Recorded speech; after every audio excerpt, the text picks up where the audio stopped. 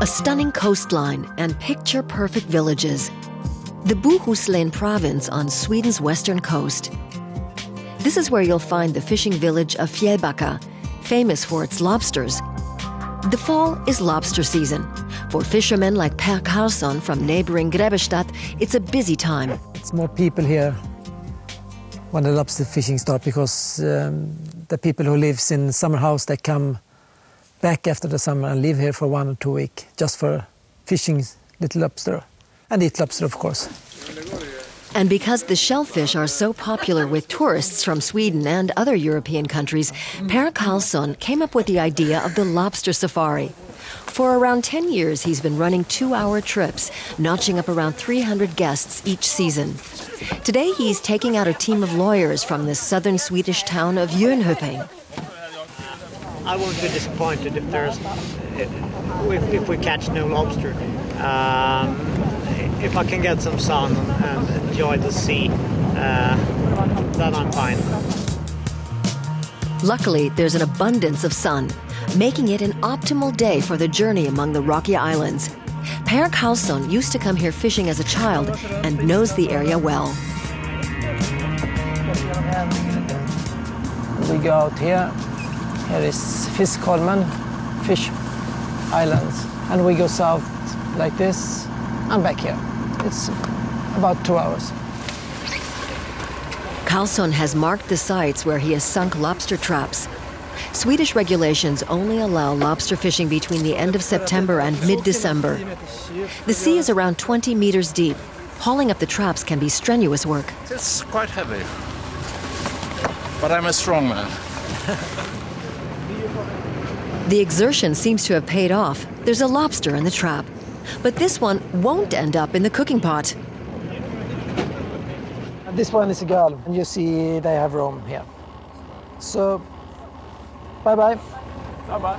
That's something else laid down by Swedish fishing regulations. The trap is returned to the water with a few tasty morsels as bait. It's salted herring, the lobster feel the smell. I go in here and try to eat some herring, and after that I go in here.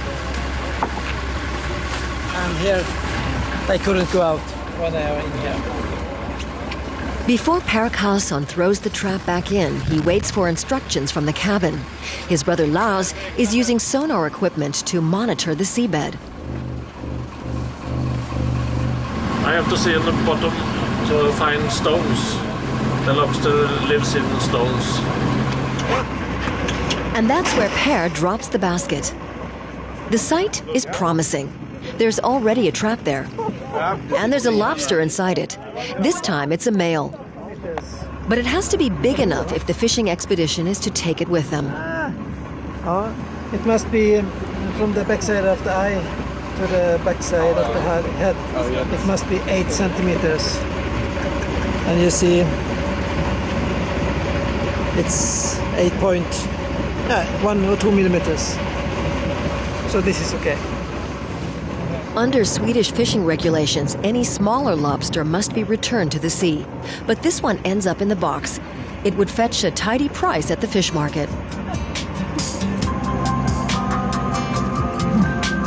The day's catch totals 5 lobsters. Just enough for the 10-strong fishing safari, who seem happy to be heading back to dry ground.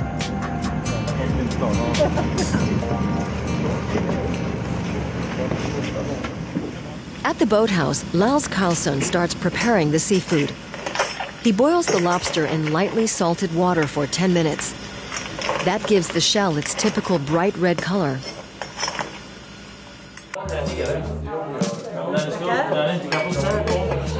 Then he serves the lobsters fresh to the table. But there's one last step before everyone can tuck in. You just have to go to the right pieces and know how to break the legs, so to speak, and to crush the bone. A lobster safari costs around 220 euros, including accommodation and lobsters. Catch your own seafood off Sweden's spectacular western coast. Lobster season runs until the middle of December.